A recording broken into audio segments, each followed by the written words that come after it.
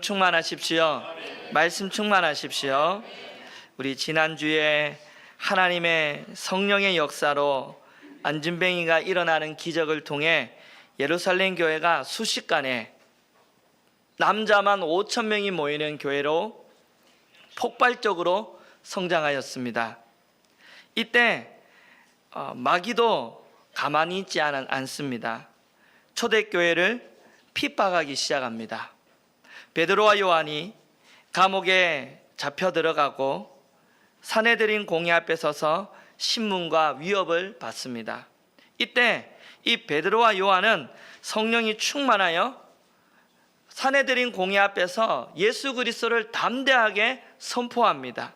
그 내용을 보면 너희들이 예수님을 건축자들이 버린 쓸모없는 돌처럼 버렸지만 하나님은 예수님을 높이셔서 교회의 머릿돌이 되게 하셨습니다. 그러면서 다른 이로서는 구원받을 수 없나니 천하 사람들 중에 구원받을 만한 이름을 우리에게 주신 일이 없습니다. 유일한 구원자는 예수 그리스도입니다. 할렐루야. 네, 담대하게 산헤드린 공회 앞에서 선포했습니다. 이렇게 담대하게 예수 그리스도를 선포하는 그 모습을 보고 오늘 읽은 말씀에 보니까 산헤드린 공회의 사람들이, 지도자들이 이 일을 어떻게 처리할까 고민을 합니다. 13절 볼까요?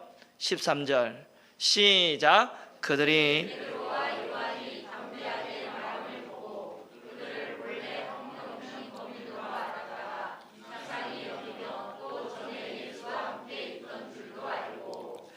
담대히 말했다라는 거예요. 두려움이 없는 거예요. 거침이 없는 거예요. 진실을 말했다라는 거예요. 아무리 여러분 진실이라 할지라도 그 자리가 어떤 자리입니까? 거침없이 말하기는 쉽지 않는 자리입니다. 당시에 산헤드린 이 법정 앞에 보통 사람은요 서 있기만 해도 사시나무 떨듯이 떨었다 그래요. 얼마나 무섭고 기가 죽었는지 아무 말도 못하는데, 그런데 이 어부 출신의 배우지도 못한 베드로와 요한이 전혀 두려움 없이 담대히 말했다라는 거예요. 여러분, 이러한 모습을 보고 오히려 지도자들이, 산헤드린 공회의 지도자들이 두려움을 느꼈을 거예요. 사도들은 공회 앞에서 그 복음을 아주 심플하고 명확하고 아주 분명하게 선포했습니다. 이 모습에 충격을 받았어요. 무엇보다도 그들의 이 입은 성령이 주시는 입술이었어요. 사람의 입술이 아니에요. 오순절날에 성령 강림 직후에 거기에 있던 사람들이 모두 성령의 충만함을 받고 각 나라의 방언으로 말하기 시작하고 하나님의 큰 일을 말하기 시작했습니다. 바로 그 큰 일은 십자가와 부활의 메시지입니다. 성령이 사람들의 입술을 붙들고 십자가와 부활을 말하기 시작합니다. 내 생각을 얘기하고 내 경험을 얘기한 게 아니라 그 입술에서 성령이 입술을 붙잡아서 십자가와 부활을 막 말하기 시작하는 거예요. 성령의 언어가 거기가 어떤 자리입니까? 사람들이 떨고 두려워하는 그 자리에서 담대하게 막 선포하기 시작합니다. 이 베드로와 요한의 이 담대한 선포를 보고 종교 지도자들이 어떤 생각을 했을까요? 2달 전에 그 자신들의 재판에서 죽었던 그 예수님이 생각이 났을 겁니다. 그분이 다시 살아나서 그 자리에 있는 것 같은 느낌을 받았을 거예요. 드디어 성령 받은 베드로와 요한에게서 누가 느껴지기 시작합니까? 예수님이 느껴지기 시작합니다. 종교 지도자들이 처음에는 베드로와 요한을 무시했습니다. 배우지도 못한 이 무식한 놈들, 이 어부 출신에 저들이 뭘 안다고 깔봤을 거예요. 무시했을 거예요. 그러나 안진뱅이가 일어나는 기적이 일어났습니다. 또 담대하게 선포했습니다. 성령의 입술로 선포했어요. 그것을 보고 깔봤는데 너무너무 이상한 거예요. 그래서 13절에 보세요. 학문 없는 범인으로 알았는데 너무 이상한 거예요. 충격을 받았다라는 거예요. 한마디로 충격받은 거예요.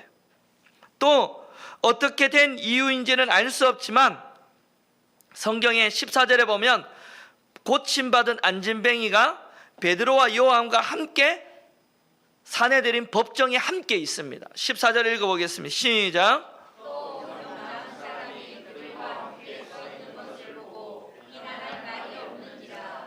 아마 이 안진뱅이가 자원에서 왔을 거예요. 사내들인 이 지도자들이 자기에게 불리한 증언을 불렀을 일은 없습니다.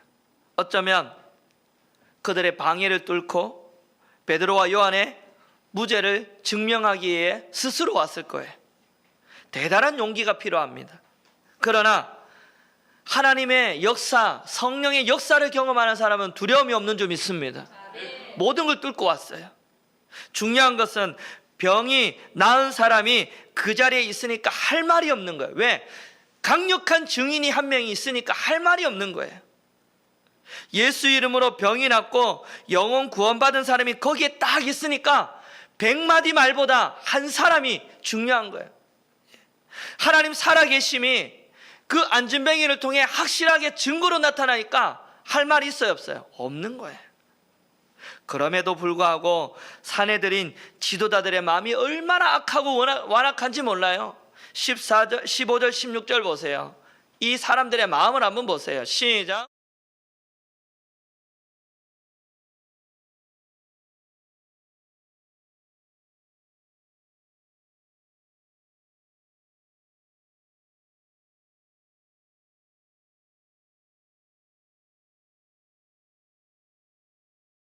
참 악한 사람들이에요. 할 말이 없는데 어떻게 할까? 너희들 잠깐 나가 있어 하고 대책 회의를 열었어요. 이 사람을 어떻게 할까? 16절에 보세요. 이 사람 어떻게 할까? 이 말은 쉬운 문제가 아니에요. 굉장히 곤욕스러운 문제예요. 그렇게 똑똑하고 힘을 자랑하는 사람들도 이 문제를 풀 수 없는 아주 힘든 문제예요. 자기 마음대로 베드로와 요한을 심판하고 싶지만 누가 있어요? 안진뱅이가 일어난 증인이 그 앞에 딱 있는 거예요. 그러니까 그들도 눈으로 직접 확인을 했고 부인할 수 없다 그러잖아요. 부인할 수 없는 상황입니다. 그럼에도 인정하고 싶지 않아요. 마귀가 그렇습니다. 예수님을 알아도 예수 그리스도가 우리의 구원자이심을 마귀는 인정하지 않습니다. 인정하면 그들이 기득권이 위태해지고 그들의 자리가 어려워지는 거죠. 사내들인 지도자들이 가장 신경 쓰는 게 뭐냐면 군중입니다. 백성들의 마음입니다. 하나님을 섬기는 지도자가 사람이 가장 신경 쓰이고 하나님의 뜻은 신경이 안 쓰인다는 건 문제 있죠. 백성의 지도자는 하나님의 뜻을 가장 신경 써야 되는 줄 믿습니다. 그래서 어떻게 합니까? 17절 18절 보세요. 17절 18절 시작.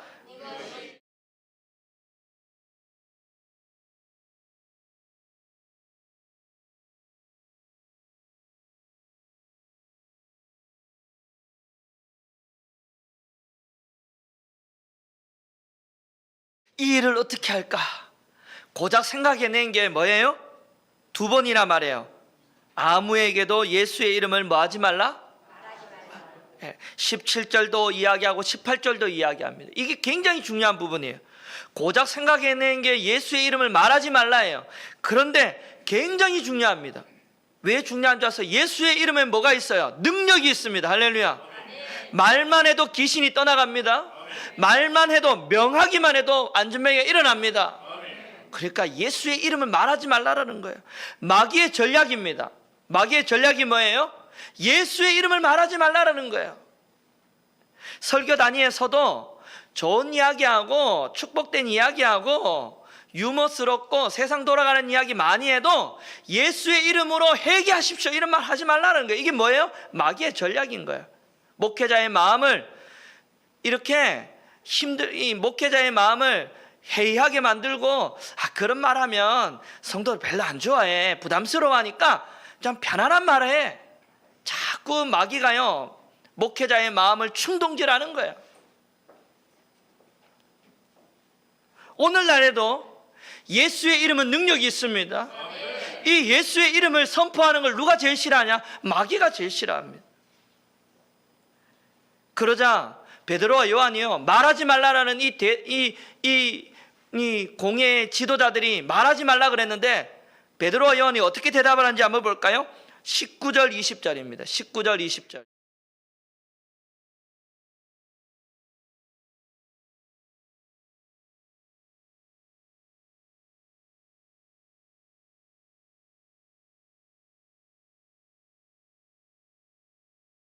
할렐루야. 베드로 요한이 두 가지로 이야기합니다. 하나님 앞에서 너희 말 듣는 것이 하나님의 말씀을 듣는 것보다 옳은가 판단하라. 스스로 판단하라. 각자 알아서 분별하라. 영적 지도자는요, 영적인 분별력이 있어야 됩니다. 할렐루야. 네. 사람의 눈치를 보고 판단하는 게 아니라 영적인 분별력으로 판단할 줄 알아야 돼요. 베드로와 요한은요, 사람 말보다 하나님의 말씀이 더 중요하고 하나님의 말씀의 건의가 더 우선순위로 두고 있습니다. 사람 말보다 하나님의 말씀을 들어야 된다는 이 결단이야말로 이 세상을 살아가고 목회를 하는 데 있어서 최고 중요한 원칙인 줄 믿습니다. 오늘날에 이 목회자에게 이 싸움이 있습니다. 목회도 하다 보면요, 사람 중심의 목회가 있고 하나님 중심의 목회가 있어요. 사람 중심의 목회가 뭐냐 하면 사람을 기쁘게 하는 목회예요. 성도님들의 길을 즐겁게 하고 행복하게 하고, 여러분 행복할 것입니다, 잘 될 것입니다, 이런 메시지를 골라서 선포하고, 부담스러운 이야기는 하지 않고 헌신하십시오, 회개하십시오, 여러분 예수님 닮아가십시오, 막 이런 이야기보다 그저 축복하고 삶을 축복하고 여러분 잘 될 것입니다, 병 나을 것입니다, 위로하는 이런 설교하고. 그러나 하나님을 기쁘게 하는 그런 목회는 다릅니다. 목회하다 보면요, 이런 갈등이 와요. 사람을 기쁘게 하는가, 내가 하나님을 기쁘게 하고 있는가, 이 둘 중 하나를 선택해야 될 때가 있습니다. 설교를요 다 준비해가지고 이렇게 딱 올라올 때 오늘은 이 설교 좀 안 하고 싶다. 이 안에 뭔가 여러분들의 마음을 흡족할 내용이 없어요. 오직 예수 그리스도밖에 없으니까. 지난주도 들었는데 이번 주도 또 예수 그리스도예요. 사람들이 부담스러운 거, 싫어하는 거, 그래도 하나님의 뜻임을 확신하고 묵묵히 걸어가야 될 때가 있습니다. 비난받고 오해받아도 인내하며 걸어가야 될 때가 있어요. 목회자가요 뭐든지 일방적으로 밀어붙일 수는 없습니다.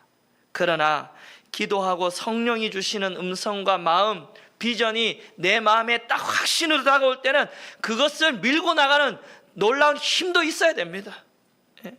그러면 하나님이 도와주실 줄 믿습니다. 하나님 내 마음에, 제 마음에 확신을 주실 때에는 그 확신을 믿고 나아가야 될 줄 믿습니다.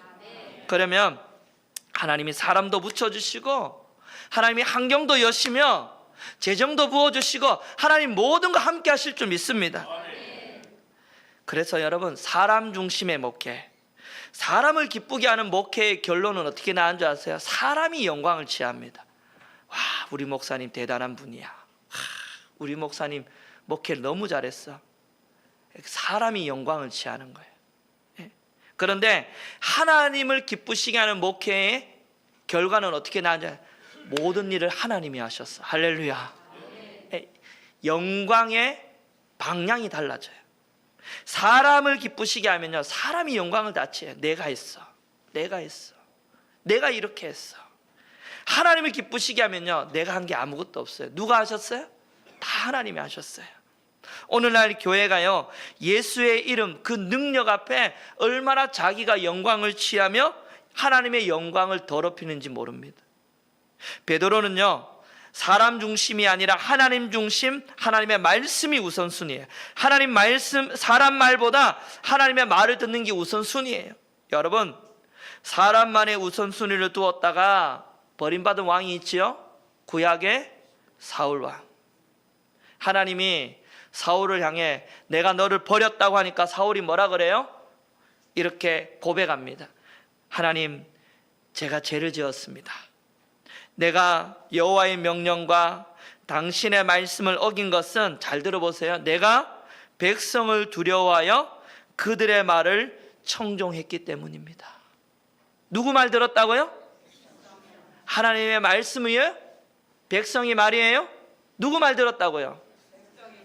백성의 말에 우선순위를 두었다가 내가 너를 뭐 한다고요? 버린다. 그리고 내 마음에 합한 자를 뭐 한다고요? 택하겠다. 하나님 마음에 합한 자가 뭐예요? 사람 말이에요? 하나님 말씀이에요? 하나님 말씀 취하는 자예요. 인생의 뭔가를 선택할 때, 결정할 때 가장 우선순위는 하나님 중심이에요. 하나님 우선주의예요. 하나님 말씀이 가장 중심이요 우선순위인 줄 믿습니다. 베드로가 말합니다. 당신들 사람 말 듣는 게 옳은지 하나님 말씀 듣는 게 옳은지 스스로 판단하세요. 어디에 우선순위를 두고 어디에 중심을 두고 살아갈 건지 스스로 판단하세요. 오늘 저와 여러분들에게 권면합니다. 예배드리는 여러분, 하나님 말씀이 옳은지 사람의 말을 듣는 게 옳은지 여러분들도 스스로 판단하시기를 축원합니다. 그리고 행동하시기를 바라요. 두 번째는, 베드로와 요한은 우리가 보고 들은 것을 말하지 아니할 수 없다 대답합니다. 우리가 보고 들은 것 말하지 않을 수 없다. 사도들이 전한 이 복음은 자신들이 직접 목격하고 경험한 거예요. 예수님을 소문이나 책을 읽고 안 게 아니에요. 직접 만난 거예요. 직접 경험한 거예요. 그래서 체험한 예수님을 남에게 말하지 않을 수 없다라는 거예요. 체험하는 자는요, 체험된 자는 말하지 않을 수 없어요. 여러분, 우리가 어디에 가가지고 좋은데 가가지고 좋은 거 경험했어요. 내가 이렇게 어디 아픈데 거기 갔더니 한 방에 병이 나왔어요. 그러면 여러분 어떻게 하셔요? 비슷한 사람이 아파가지고 시름시름하면 여러분 어떻게 하세요? 나만 알고 있어요? 거기 가보라고. 내가 그거 가서 나았다고. 체험했으면 이야기하지 않겠습니까? 내가 거기 갔다 와봤는데 너무너무 좋더라고. 여러분, 체험한 사람은요 말하지 않을 수 없는 거예요. 내가 알면, 내가 체험하면, 내가 느끼면, 내가 본 거는요 말할 수밖에 없는 거예요. 제자들 보십시오. 수년 동안 예수님 따라다니며 먹고 마시고 함께 동고동락했지요. 예수님의 말씀을 직접 들었습니다. 우리는 성경을 통해 들었지만 예수님의 육성으로 직접 들었습니다. 기적도 직접 보았어요. 문둥병자가 낫고 무리를 걸어가는 걸 보았고, 죽은 자가 살아나는 기적, 귀신이 떠나가고, 예수님이 십자가에 죽으시고 부활하는 그 현장을 다 보았지만 그들이요 성령 받기 전에는 한마디도 못해요.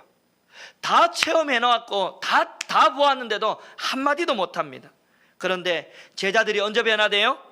오순절날 성령이 임하고 성령으로 오신 예수님을 그때 만난 거예요. 언제 만났다고요? 오순절날에 만난 거예요. 오순절날 호련히 하늘로부터 급하고 강한 바람과 같은 소리를 그들이 들었습니다. 성령의 음성을 들었어요. 그 소리가 그게 앉아있는 온 집에 가득한 거예요. 그리고 불에 혀같이 갈라지는 것을 어떻게 했다고요? 보았습니다.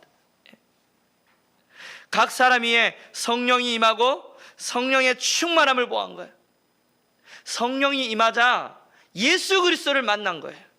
그때부터 뭐 하는 거야? 말하기 시작합니다. 말하기 시작합니다. 오순절날 이후에 제자들이 달라집니다. 보고 들은 거 내가 말하지 않을 수 없느라 십자가와 부활을 말하기 시작합니다. 감옥에 가도 말하기 시작합니다. 사내들의 공회에 지도자들이 위협해도 말하기 시작합니다. 하나님을 만나야 말합니다. 할렐루야.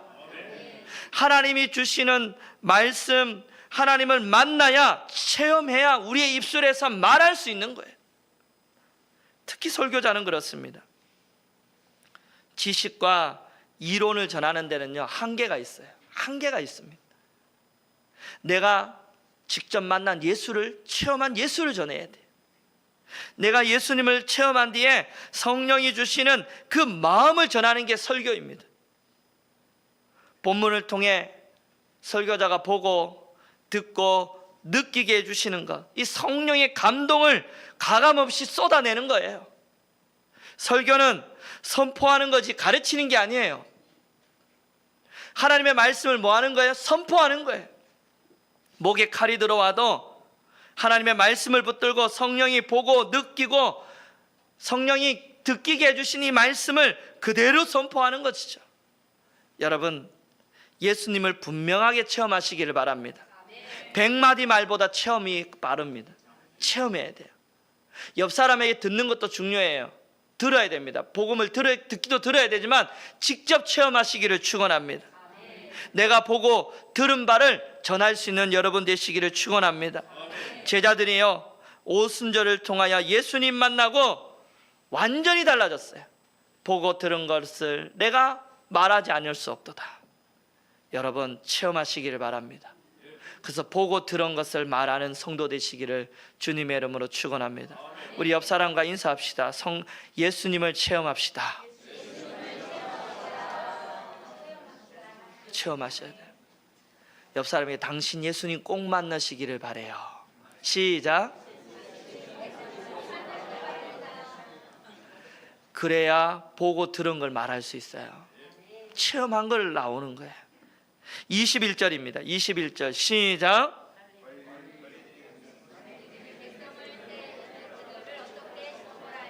방법을 찾지 못하고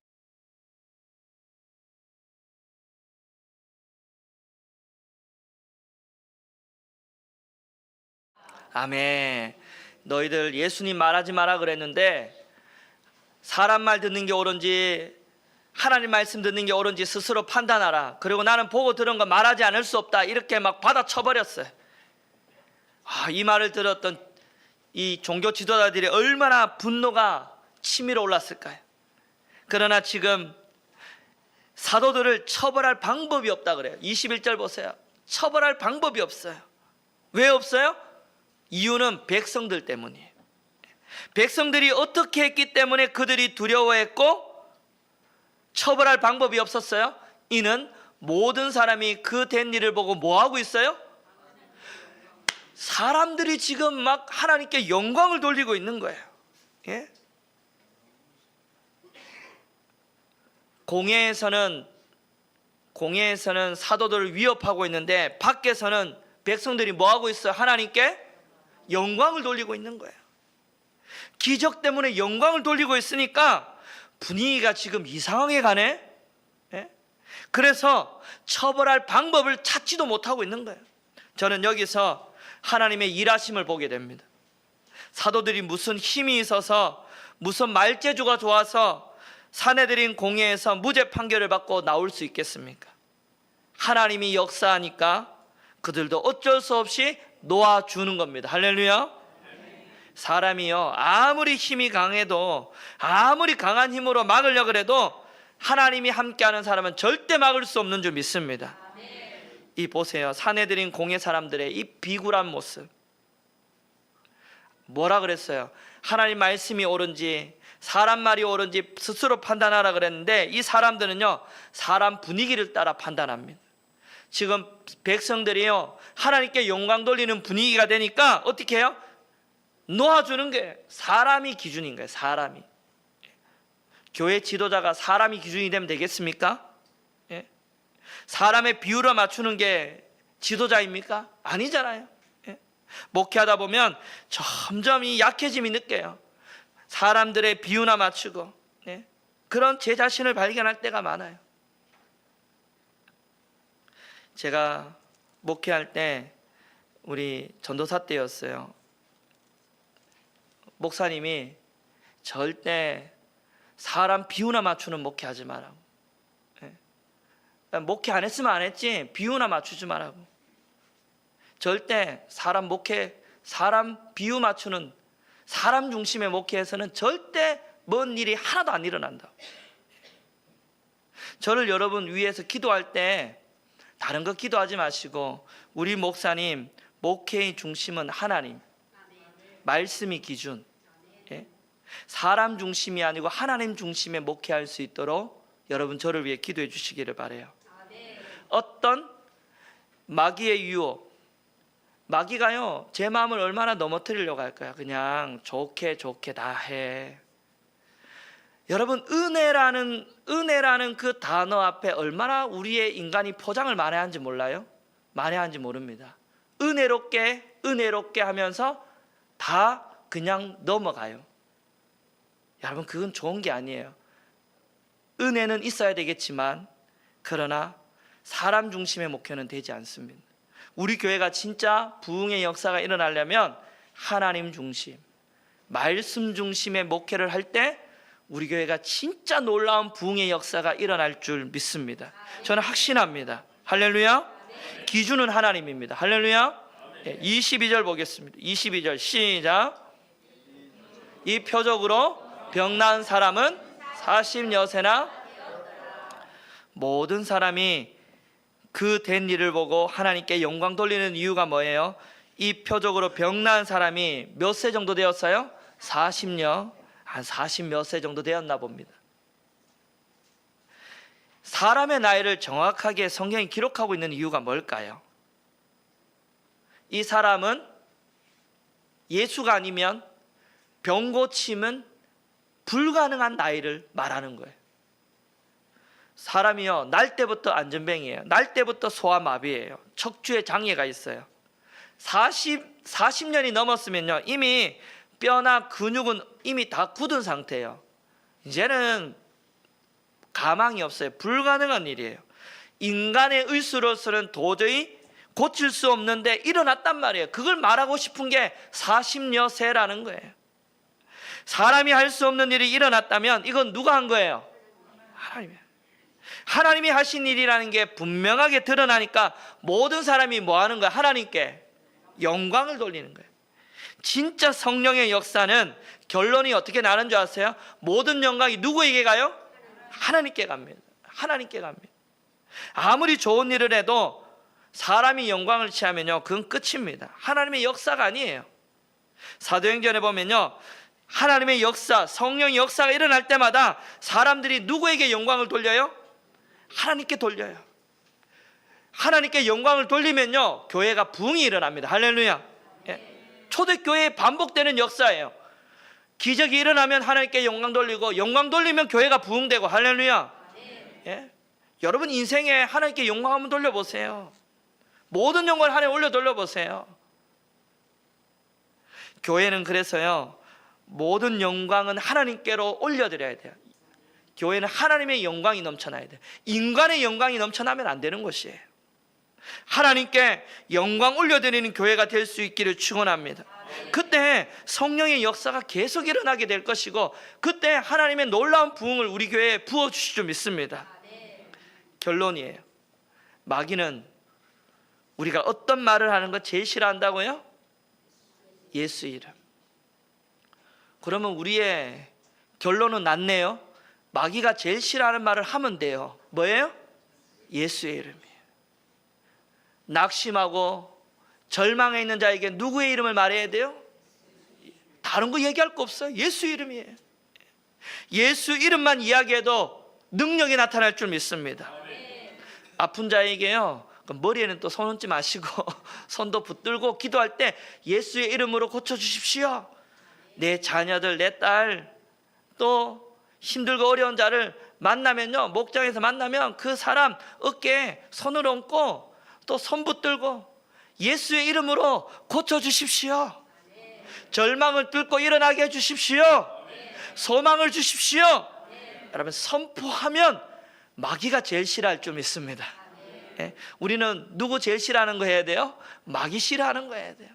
하나님이 기뻐하는 거 해야 돼요. 하나님 제일 기뻐하는 게 뭘까요? 예수 이름이 선포되는 것입니다. 예수 이름이 선포되는 것. 저는 우리 교회가요 예수 이름이 선포되는 교회 되었으면 합니다. 사람 말 듣는 것이 옳은지 하나님 말 듣는 게 옳은지 여러분 스스로 판단하시기 바랍니다. 할렐루야. 스스로 판단하고 행동하십시오. 나는 하나님 말씀을 내 중심에 두겠다라는 성도 되시기를 바라요. 말씀이 내 인생의 기준이라고 삼는 성도 되시기를 바랍니다. 그리고 체험한 예수를 보고 들은 것을 말하지 않을 수 없다. 날마다 예수 이름 선포하는 여러분 되시기를 바랍니다. 예수의 이름이 필요한 자에게 예수 이름을 선포해 주세요. 예. 야, 체험해야 담대하게 나와요. 할렐루야. 내가 예수를 체험해야 나와요. 예. 예수님을 통해 내 영혼이 살아나야 내 안에 예수가 나와요. 예수의 이름을 날마다 선포하는, 그래서요 마귀가 꼼짝하지 못하는, 마귀가 떠나가는, 악한 영이 떠나가는 우리 신복교회 될 수 있기를 축복합니다. 예수 이름을 한 주간 선포하시기를 바랍니다. 우리 옆 사람과 인사합시다. 예수의 이름이 당신을 살릴 것입니다. 예수의 이름이 이 땅의 소망입니다. 한 번 더 예수의 이름을 선포합시다.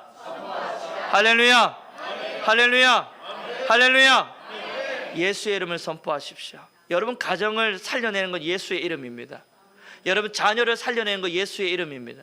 여러분 문제를 살려내는 거, 해결하는 거 예수의 이름입니다. 모든 우리의 문제와 모든 삶의 문제를 해결하는 건 뭐라고요? 예수의 이름입니다.